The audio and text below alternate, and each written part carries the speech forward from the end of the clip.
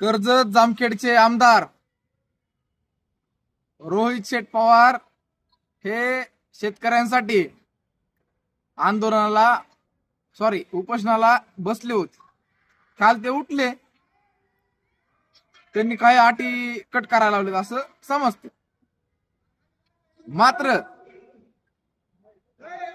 रोहित शेठ पवार हे पोस्टल मताने निवडून आलेले आमदार आहेत. ईव्हीएम मशीनवर आलेले नाहीत, ते पोस्टल मताने निवडून आलेले आहेत. पोस्टल मत जर नसते आली तर ते पडले असते. तेही जाऊ द्या, त्यांनी आता पश्चिम महाराष्ट्रात आंदोलन केलं, आता परत मराठवाड्यामध्ये आंदोलन करणार आहे असं 4 जुलैच्या आसपास काहीतरी म्हणलंय, प्रेसला ऐकण्यात आलेला आहे. तर ठीक आहे, आधी आपला मतदारसंघ सांभाळा, नाहीतर दुसऱ्याचं बघायला जाताल. इकडं मला मोठं व्हायचंय म्हणून, आणि पुढच्या वेळेस 29ला तुम्ही पडणार आहे ही गॅरंटी आहे. तिथं प्राध्यापक राम शिंदे साहेब निवडून येणार आहे.